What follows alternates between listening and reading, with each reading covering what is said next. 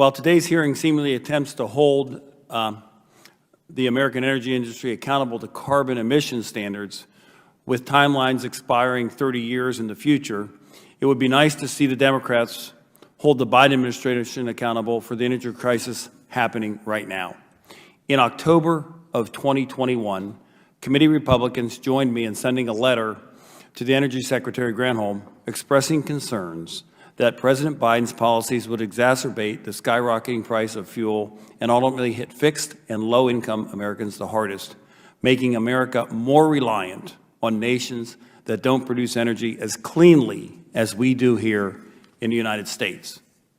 Now is not the time to penalize American energy producers who have the capability to provide the entire world with cleaner energy in the midst of an energy crisis. A recent report by the Joint Economic Committee confirmed committee Republicans' fears, reporting that American households spent $1,200 more on energy costs in 2021. And I ask unanimous consent to submit the report for the record. Without objection. So when we look at what we're seeing happen here, Mrs. Tubb, it's good to see you again. In 2019, the U.S. was energy independent, and we heard references to that. I believe that is what we can all agree on that. How much energy is the U.S. importing currently?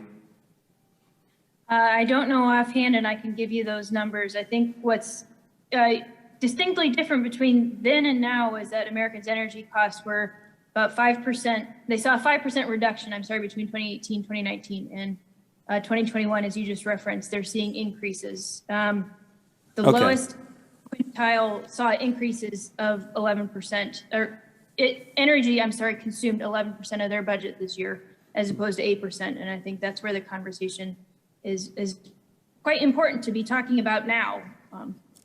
So is how much of the energy that we're importing, or maybe you don't know, but we are importing energy from Russia? Absolutely, particularly in the Northeast. But energy imports, generally speaking, are part of a healthy system because of the flow of energy between refineries and ways to make energy a usable product. Where it becomes problematic is when we have abundant resources here in the United States and we shut down access to them, and therefore offshore our political independence. Well, I guess I would just ask a question. The president recently said that if Russia invaded in Ukraine, that we would supply Europe with energy. Didn't the president make that statement? Do you recall that? I know he has been speaking with companies in the U.S. and abroad for how to deal with the energy supply problems there.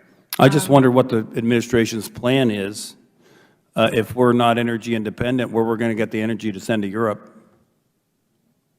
I think that's a great question.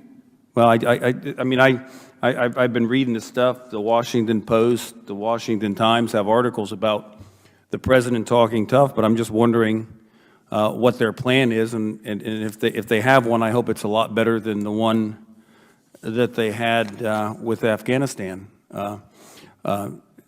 What's happening is, while supporting our European allies and preventing Russia from weaponizing its natural gas supply is a worthy goal. I mean, we should do that.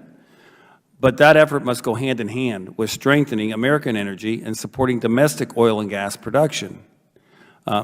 Ms. Tubb, what's the Biden administration done to pair these two essential goals together? The administration, I think, has done everything to communicate both informally and through action by way of regulation that it does not see a future for coal, oil, and natural gas in the United States. And I think our allies are noticing that and are quite concerned. I recently returned from a trip to Eastern Europe, and they're particularly concerned about the administration's posture towards natural gas and providing technical expertise on natural gas infrastructure. But I think the same could be said about oil and coal. And when the administration is telling Americans there is no future for these resources in the United States, it certainly has implications abroad.